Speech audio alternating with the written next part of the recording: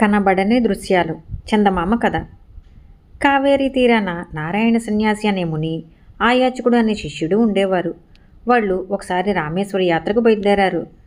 దారిలో నారాయణముని ఒక చెట్టు కింద కూర్చుని చెంబు తీసుకుని ఎక్కడైనా నీరు ఉంటే తీసుకురమ్మని శిష్యుణ్ణి పంపాడు.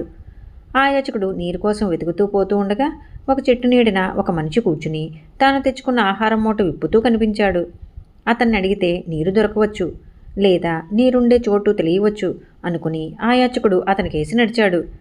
అప్పుడు ఆ మనిషి గబగబా తన ఆహారం మూట చుట్టుకుని వేగంగా ఎటో పారిపోయాడు.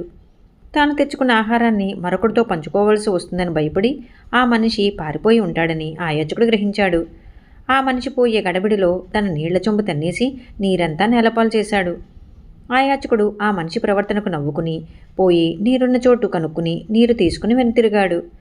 అతను అడ్డతోన తన గురువు ఉన్న చోటికి వస్తుండగా దారిలో అతనికి ఒక మనిషి శవం కనిపించింది.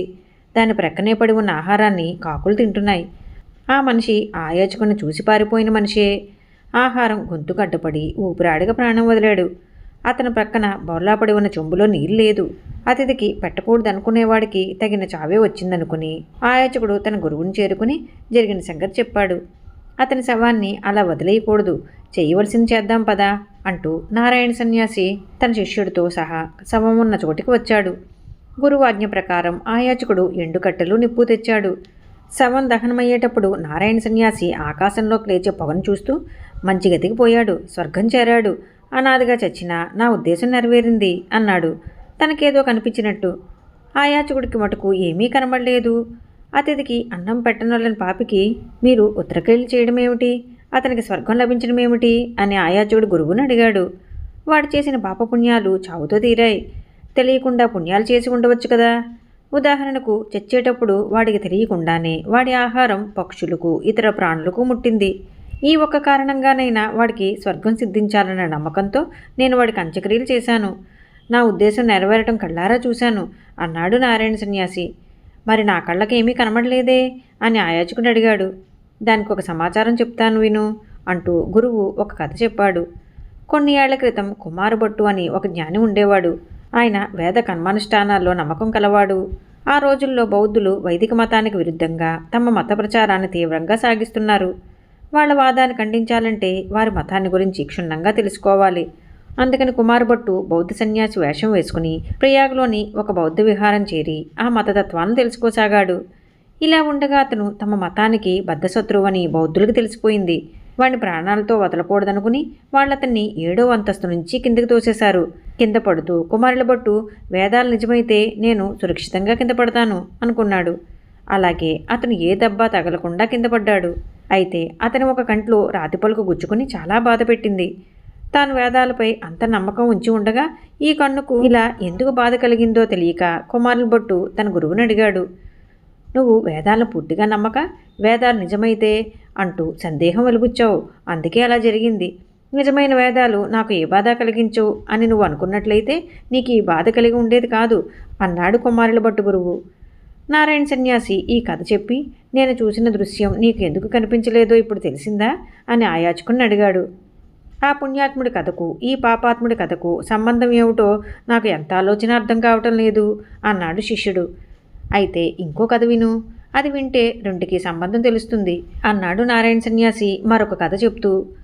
సనందుడనే భక్తుడు ఒక యోగి వద్ద నరసింహ మంత్రం ఉపదేశం పొంది నరసింహస్వామిని సాక్షాత్కారం చేసుకోవాలని ఒక అడవిలో కూర్చుని ధ్యాన సమాధిలో పడిపోయాడు. ఆ సమయాన ఒక బోయవాడు ఒక జింకను తరుముతూ అక్కడికి వచ్చి ఇలా ఒక జింక వచ్చింది చూశావా అని సనందుడిని అడిగాడు. ధ్యానంలో ఉన్నవాణ్ణి ఎలా చూడగలను అన్నాడు సనందుడు. నువ్వెవరు, ఇక్కడి అరణ్యంలో ఎందుకు ఇలా కూర్చున్నావు అని బోయవాడు అడిగాడు. వాడికి పెద్ద విషయాలు అర్థం కావనుకుని నేను నీలాగే వేటగాణ్ణి, నువ్వు జింక కోసం తిరుగుతున్నావు, నేను కూడా ఒక మృగం కోసం ధ్యానం చేస్తున్నాను అన్నాడు సనందుడు. అదేమి మృగం, ఎలా ఉంటుంది అని బోయవాడు అడిగాడు. సనందుడు నరసింహావతారాన్ని వర్ణించి చెప్పాడు. అడవిలో ఉండే అన్ని మృగాలు నాకు తెలుసు, నువ్వు చెప్పే మృగం ఎక్కడా లేదు అన్నాడు బోయవాడు. నిశ్చయంగా ఉన్నది, కానీ నీకు కనబడదు అన్నాడు సనందుడు. జ్ఞానులు మీరు ఉంటుందంటున్నారు కనుక అది ఎక్కడ ఉన్నా పట్టి తెచ్చి మీకు ఇస్తాను అని బోయవాడు నరసింహం కోసం అడవంతా గాలించాడు. అది ఎక్కడా కనిపించలేదు. అన్నమాట నిలబెట్టుకోలేకపోయినందుకు వాడు ఉచ్చు మడకు వేసుకుని ఉరిపోసుకోబోయాడు. ఆ క్షణంలో సగం సింహము సగం మనిషి అయిన మృగం ఒకటి వాడు ముందు నిలబడింది. బోయివాడు తన మడకు వేసుకున్న ఉచ్చును తీసేసి ఆ మృగానికి తగిలించి తీసుకువచ్చి సనందుడి ముందు పెట్టి, ఇదిగోనండి మీరు చెప్పిన మృగం చివరకు దొరికింది అని ఆ మృగాన్ని దువ్వుతూ చూపించాడు. సనందుడికి ఏమీ కనిపించలేదు. కానీ అతనికి ఇలా వినిపించింది. సనందన, గురోపదేశం పొందిన బోయవాణ్ణి నువ్వు అల్పుడుగా భావించి అతనికి నేను కనబడననుకున్నావు. నీ జ్ఞానం కన్నా అతని నమ్మకం గొప్పదని తెలుసుకో. సనందుడు బోయివాడితో, నువ్వు నమ్మకమనే ఉచ్చుతో ఆ మృగాన్ని పట్టుకోగలిగావు. నేను సమాధి స్థితిలో కానీ ఆ మృగాన్ని చూడలేనని అపోహపడ్డాను. నా గురోపదేశం అది అంతా వృధా, నమ్మకమే గొప్పది అంటూ కట్టతడి పెట్టుకున్నాడు.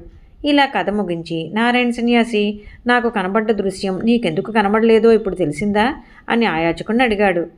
తెలిసింది. ఆ మనిషి పాపాలు నశించి అతనికి సద్గతి కాగాలన్న దృఢ నిశ్చయంతో మీరు అతనికి అంత్యక్రియలు జరిపారు. అందుచేత ఆ దృశ్యం మీకు కనబడింది. నాలో అలాంటి నమ్మకం లేక నేను చూడలేకపోయాను అన్నాడు ఆయాచకుడు. ఈ కథ మీకు నచ్చినట్లయితే లైక్ చేయండి, షేర్ చేయండి. మరిన్ని మంచి కథల కోసం మా సంపత్ ఛానల్ని సబ్స్క్రైబ్ చేసుకోండి.